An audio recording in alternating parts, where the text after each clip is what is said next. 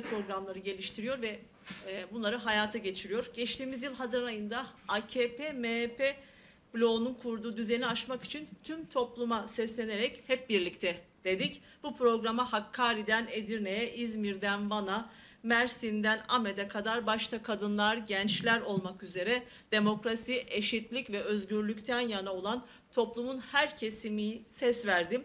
Bu sayede gündem belirleyen bir parti olduğumuzu bir kez daha göstermiş olduk. Sonrasında 1 Eylül Dünya Barış Günü'nde bir barış deklarasyonu yayınladık ve Eylül ayından içinde bulunduğumuz Şubat ayına kadar demokratik mücadele programımızı yeni bir ayağını ilan etmiştik. Geçtiğimiz aylarda da kadınlardan gençlere, ekolojistlerden emekçilere her kesimiyle savaşa karşı barış diyerek zorba iktidara karşı hep birlikte güçlü bir mücadele yürüttük. Şimdi ise iktidarın yaşamın her alanında yarattığı derin adaletsizliği teşhir ederek yeni yaşamı hep birlikte inşa etmek için herkes için adalet sloganıyla bir kampanya başlattık. Sivil toplumun, meslek odalarının, kadın örgütlerinin, sendikaların ve elbette bileşen partilerimizin katılımı ile eş genel başkanlarımız tarafından dün kampanyamızın duyurusunu yaptık. Bugün sizlere kampanyamızın içeriğine dair detayları vereceğiz ve ancak öncesinde kampanyanın neden adalet teması ile başladığını da paylaşmak isterim buradan sizlerle. Adaletsizlik cenderesine kıvranan Türkiye halklarının ekmek kadar, su kadar en temel ihtiyacı var. O da adalet. Saray ve saray çevresinde kümelenmiş iktidar elitleri dışında Türkiye'de tüm toplumsal kesimler adalet arıyor. AKP ve MHP'ye oy veren seçmenler dahil ülkedeki herkes adaletin kalmadığına inanıyor. Sadece sarayın etrafında kümelenen kendileri için adaletin sağlandığına inanıyorlar. Yani aslında onlar bile kendileri dışında kimseye adaletin uygulanmadığının farkındalar. Günlük hayatın içerisinde yurttaşlar yaşamların herhangi bir anında bu adaletsizliğe maruz kalıyor. Demokratik bir ülkede iktidar ve muhalefet vardır. Siyasi hedefleriyle yarışırlar. İktidara biat etme mecburiyeti faşist rejimlerde olur ki günümüzde yaşanan sıkıntıların başında bu gelmektedir. İktidara biat etmeyenlerin terörist olarak damgalandığı bir ülkede yaşıyoruz. Düşünün ki bu iktidara göre bütün muhalifler ya terörist ya da ülkenin düşmanı. Bu düşman hukukun en fazla yansıdığı yer maalesef ki cezaevleri. Sayın Öcalan üzerinde uygulanan mutlak tecrit bugün bütün cezaevlerine sirayet etmiş durumda. Bugün cezaevlerinde çıplak aramadan keyfi disiplin cezalarına, infaz yakmalarından çifte kelepçeye uygulamalarına, sağlık hizmetlerinden faydalandırılmaya kadar sayamadığımız birçok hak ihlali yaşanıyor. Ve bugün adil olmayan bu uygulamalara karşı siyasi tutsakların başlattığı açlık grevi tam 75. gününde. Adaletsizlik her alana sirayet etmiş durumda. Bu ülkede herkes her an gözaltına alınabilir, tutuklanabilir. Yolda yürürken bir mikrofona konuşan ve kendisini ifade eden yurttaş ertesi gün tutuklanabilir. İktidarı eleştiren bir siyasetçi iddianame olmadan bile aylarca tutuklu kalabilir. WhatsApp grubu kuran bir öğrenci aynı gün mahkemeye çıkarılıp tutuklanabilir. Bir gecede bir memur KHK ile işsiz kalabilir. Savaş tamtamları çalan bir üniversiteye rektör olarak atanabilir. Seçimlerde kazandığımız belediyelere kayyum atanabilir. Şiddete maruz kalan bir kadın başvuracağı bir mekanizma bulunmadığı için katledilir. Katledilen bir kadın mahkemelerde kabahatli bulunabilir. EBA'ya ulaşmak için çatıya çıkmak zorunda kalan bir çocuk her an düşüp ölebilir. Hatta bir bebek anne karnındayken geleceğin suçlusu olarak tutuklanabilir. Hatta yanlış ekonomi politikaları yüzünden pahalanan soğan terörist ilan edilir, biber ve domates pahalı olduğu içinse suçlanabilir. Biz tam bu noktada artık yeter diyoruz, edibes ediyoruz ve her yerde herkes için adalet sloganını haykırıyoruz. Bir gecede Boğaziçi'ne kayyum rektör atadınız, sonuçlarını gördünüz. 6 günlük Yargıtay üyesini Anayasa Mahkemesi'ne üye yaptınız. Ulusu Barajı'yla Hasankeyf'i, Yeşil Yol projesiyle Karadeniz'i, Kanal İstanbul projesiyle İstanbul'u uyduruk chat raporları üzerinden talan ettiniz. Emekçilerin işsizlik fonunu kendi yandaşlarına peşkeş çeken yasalar çıkardınız. Tahliye olması gereken tutsakların eline bir tebliğ sıkıştırarak infazların yakıldığına dair yeni yasalar çıkardınız. Eş başkanlık ve eşil temsilet uygulamasını yasalara dayandırarak suç olarak ilan ettiniz. Biz sizin zorba iktidarınızın çıkardığı yasal zorbalıkları değil, gerçek olan adaleti sağlamak için mücadele ediyoruz. Yasal kılıflara uydurulmuş hukuksuzluğu reddediyoruz. Mızrak artık çuvala sığmıyor ve bizler isyan ediyoruz. Değerli halkımız, adalet yoksa demokrasi yoktur. Adalet yoksa demokratik bir uzlaşı ve özgür bir siyaset de yoktur. Adalet yoksa hukuk yoktur. Bu üç temel dinamik olmadan yaşama bir anlam katamayız. Siyaset yapamazsınız, geleceğe bir söz bırakamaz ve geçmişin yükünden kurtulamazsınız. İçinden geçtiğimiz süreç kutuplaştırmaya dayalı, sancılı bir süreçtir. Bugün en acilinden derin bir toplumsal uzlaşıya ihtiyaç vardır. Bu toplumsal uzlaşının olmazsa olmaz zırhı ise adalettir. Bunu sağlamanın birincil şartı demokratik bir ortamın varlığı, demokratik ve barışçıl bir iklim çatışma kültürünü terk etmekle mümkün. Toplumsal adaletin gelişmesi ancak bu yolla olacaktır. Adalete yer açmalıyız. Adalete yer açma çabamız ve derdimiz var ve tüm meselemiz de adalete yer açmaktır. Çünkü adalete yer açmakla halklara yer açmaktır, tüm ötekilere yer açmaktır. Çünkü adalete yer açmak göz kapaklarına acının ağırlığı bindirilmiş annelere yer açmaktır. Çünkü adalete yer açmak diyaloğa yer açmaktır. Bu nedenle başlattığımız kampanyamızda tüm adaletsizlik alanlarına değinecek, görecek eylem ve etkinlikler planlıyoruz.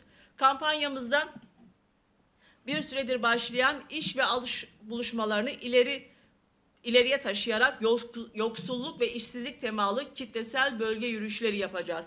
Cinsiyetçi, militarist, kadın düşmanı politikalara karşı kadınlarla buluşmalar gerçekleştirerek eylem, etkinlikler düzenleyeceğiz. Kürtçe'ye yoğun saldırıların ve asimilasyon politikalarının olduğu bir dönemde ana dil adaletini arayacağımız eylem ve etkinlikler düzenleyeceğiz. Cezaevlerinde süreleri dolmalarına rağmen bırakılmayan, denetimlik servislik haklarını kullandırılmayan, infazları yakılan tutsakların, açlık grevine girenlerin adalet taleplerini dillendirmek için farklı şehirlerde ve mecliste adalet diye haykırmaya devam edeceğiz. Siyasette sıkışan ve kutuplaştırılan atmosferi aşmak ve nefes aldırmak için kendimiz dışındaki partilerle, inanç kurumları ile bir araya geleceğiz. Sol, sosyalist ve devrimci güçlerle, değişik inançlardan çevreler ve gruplarla baskılara karşı direnişi büyütmek için programlar düzenleyeceğiz. Şırnak'ta kömür madenlerinin kirlettiği Nergüç Deresi'nin, Dersim'de maden aramalarıyla doğa yıkımını gerçekleştirilen Çemişgezek'in, Aydın'ın ve Muğla'nın incir ağaçlarının, Mersin'de ve Antalya'nın da portakal ağaçlarının, Karadeniz'de ormanların, fındık ağaçlarının ve çay tarlalarının hakkını korumak için ekoloji buluşmaları düzenleyeceğiz. Aylardır kepenk kapattığı için iflas ettirilen restoran, lokanta ve kafe işletmeleri ve emekçilerin haklarını aramak için buluşmalar yapacağız. Tekçiliğin yansıması olan mezhebe dayalı inanç anlayışını yıkmak için tüm inançları zenginliğimizi göstereceğiz. Ahim iddianamesiyle ülkenin yargı sisteminin nasıl mahkum edildiğini, Kobani iddianamesiyle bizleri yargılamak isteyenleri yargılayacağımızı göstereceğiz. Derinleşen tecrit sisteminin ülkeye yaygınlaştırılmaya çalışıldığını ve sonuçlarını anlatacağız. Kürtlere karşı savaş politikalarının sadece Kürtlere değil, tüm ülkeye verdiği zarar göstermek için alanlarda olacağız.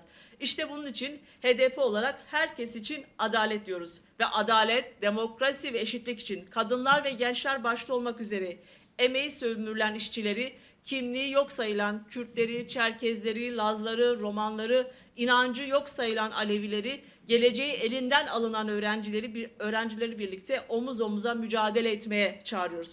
Değerli basın emekçileri, 4 aylık programımızın Şubat ayına dair kısmına ilişkin daha detaylı bilgiler paylaşmak istiyorum. Zamanı geldikçe her ay etkinliği de tekrardan sizlerle paylaşılacaktır. Şubat ayı içerisinde bu kapsamda ilk önce kampanyanın kadın programı Kadın Meclis tarafından Ankara'da açıklanacak. Ankara ve İstanbul Adliyesi önünde eş genel başkanlarımız, milletvekillerimiz, kadın meclisimiz ve avukatların katılımıyla çıplak arama, uygulanmayan ahim kararı ve iftira ve yalanlarla dolu Kobani iddianamesini işleyeceğimiz açıklamalar ve oturma eylemleri gerçekleştireceğiz. Cezaevlerindeki hak ihlallerine dikkat çekmek için cezaevlerinde protestolar, açıklamalar yapacak, eylemler düzenleyeceğiz. Adalet için grevde olanlara ses vermek için 15 Şubat'ta tecride son, yaşam için adalet sloganıyla 3 farklı kentte uluslararası komplonun yıl dönümünde tecridi protesto etmek için kitlesel yürüyüşler gerçekleştireceğiz. İş ve aş buluşmalarımızın Van ayağını gerçekleştireceğiz. Van'da eş genel başkanımız Pervin Muğla'nın katılımıyla emekçiler ve esnaf ile buluşacağız. Onları dinleyecek ve kendi çözüm önerilerimizi anlatacağız. Dünya Ana Dil Günü vesilesiyle bir dizi çalışmalar yapacağız. Türkiye'nin farklı şehirlerinde çoğulcu yapımızı yansıtan bu ülkede konuşulan Kürtçe, Arapça, Ermenice, Lazca ve diğer dillerde açıklamalar yapacağız.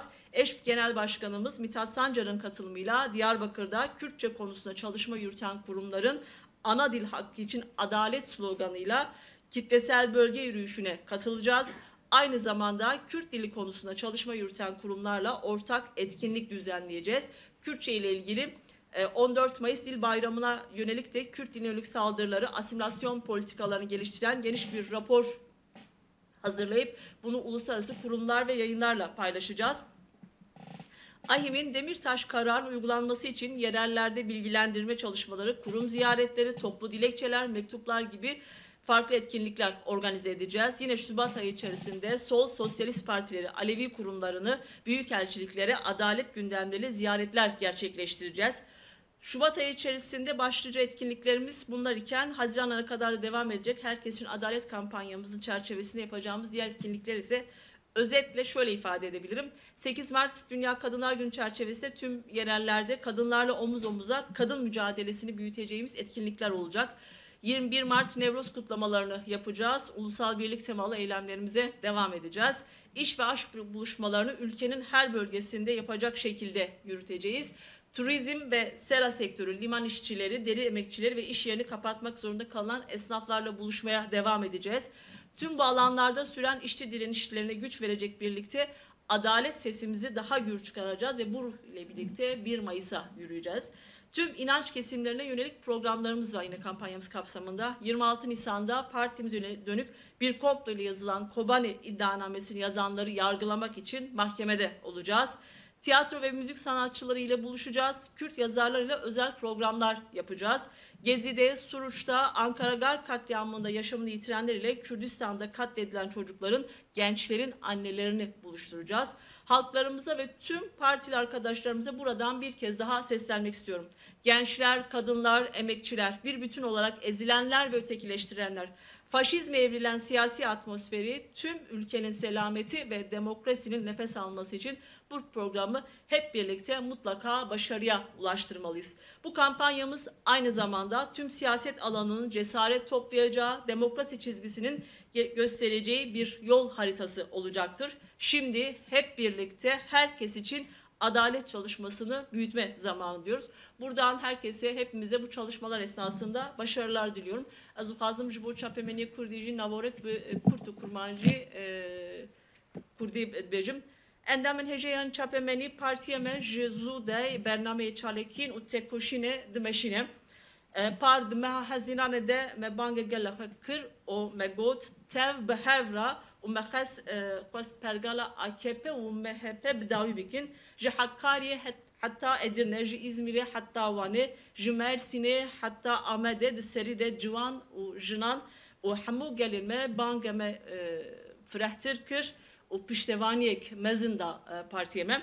Duredli yeki ilonede deklarasyona me aşitiye meveşant u ilone hatta ve sıfatı hatta ve roji bername yemeğe tek koşine demokratik mehist rojevi nehaji nehakiya destlatari her deri aşkara dikin ujubo jiyaneki nu saz bikin emdibejin destpeki adalet duruşmemeye Kurdi destpeki adalete İro pediviyeme bıkasi nan u avcı adalet heye li Türkiye ji geyni komikin AKP herkes adalet dikwaze hilbijerin wan ji edi dibinin ku li Türkiye adalet nemaye li velateki demokrat destlatlar u muhalefet hene ji bo armancan xwe pêşbazî dikin itaat kirin hev di rejimên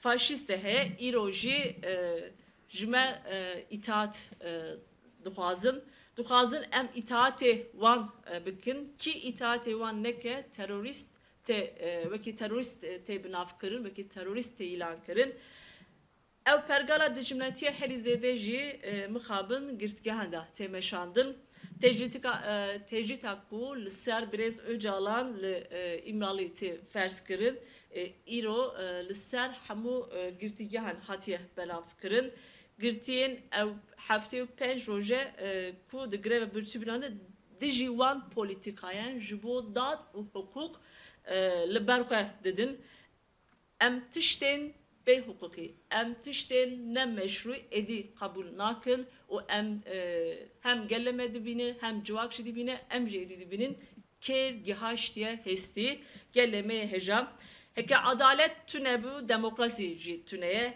adalet tunebû siyasetek azad jî tuneye adalet tunebû hukuk û adalet jî bê hukukî jî heye destpêkê her tişt adalet û em îro banga tekoşînek adalet dikin bernameyê me sibatê jî bernameya jinan a vê kampanya ji aliyê meclisê me jinan li Ankara bê eşkara kirin tevî hevserokên me parlamenterên me meclisê me ya jinan û parêzerên me em li ber dadgehên Ankara û İstanbul çalekiyan bidar bixinin em ê heta biryarê dadgehê mafê mirovan ya bê qebûl kirin û siyasî berdan girtiyên siyasî bên berdan em ê ber xwe bidin li mirovan tazî kirin û lêgerîn û li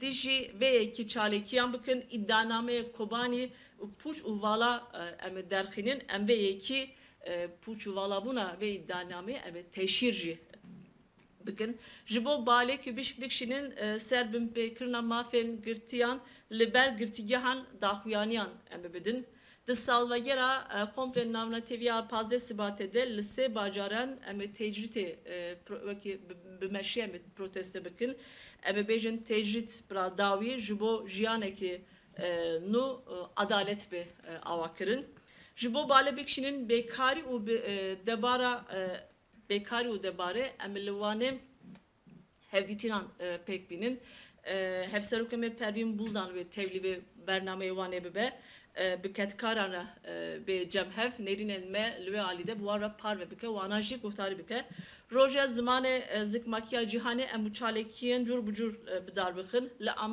Amedê tevî sazî û dezgehên ku ji bo zimanê me ya zikmakî bixebitin bi tevlîbûna hevserokên me Birêz Mithat Sancar em ê daxuyaniyek bidin û meşek bidar xistin ji bo pêkanîna biryara dadgehê mafê mirovan jî em ê li heraman xebatan bimeşînin em ê biçin serdanan saziyan em ê daxwazname û nameyan bişînin û çalekiyan bi awayî bidar bixin em ê biçin serdana partiyan çepgiran saziyan Alewiyan û sefaretin welatên din kampanyê me ji bo adaletê heta serê hezînanê wê bidome dema firehkirina wî dengeye em ê tev bi hev re adaletê saz bikin ji bo hatine we zor spas gel pirsîne me em ê daxuyanî xilas bikin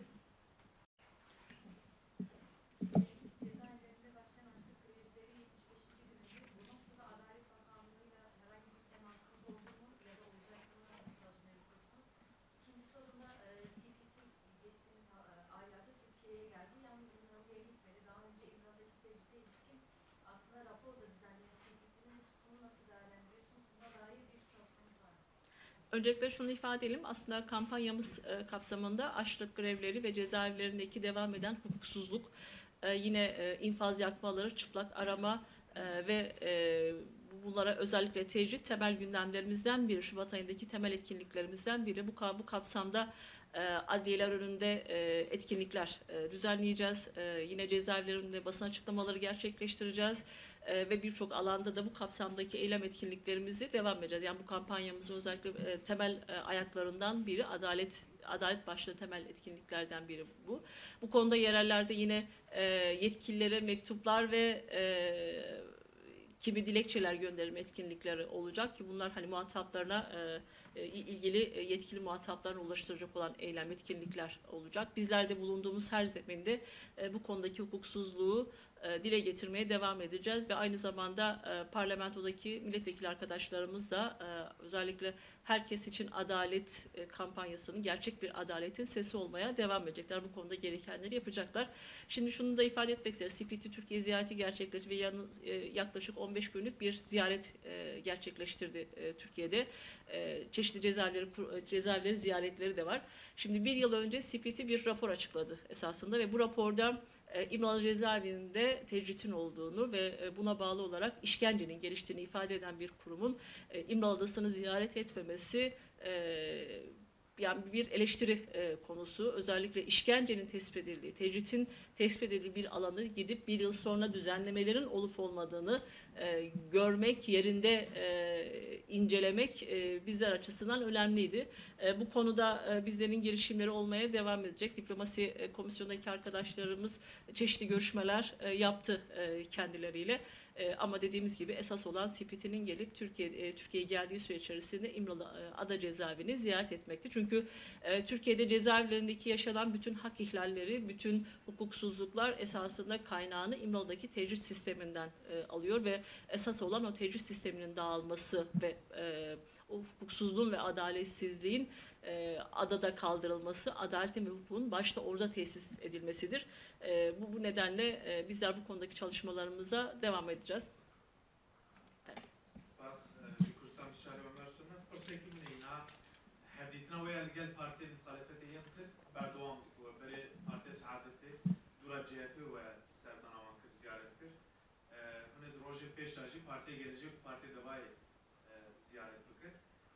گلو پلانسازی کی و هی کو هند پیشاروج داجی لگل پارتی مخالفت ین کرد جی پارتی کرد و کردستانی کدناب دا حق پارو دا پارو پارتی دنجی هنن سردان آوام بکن لگل وانجی هدی تنام bekleyen Emri ben partiye em tevahi muhalefetin Türkiye'ye tevahi muhalefetin partiyin Türkiye'ye em hevditinin pekbinin Dünya Ali'de em tu cüdahi navbervan naksim bir taybejun rızanın Kurdistan'ı ittifak hikime Kurdistani heye juka embe vanra bir hevalet bir hevrat tekoşinek demeşinin Dünya Ali'de jibo hevditin yani jibo ditin pirsekeme yine em rojem peşte vanaji plansaziyek bikin. Zor spas bu hatırlamıyorum.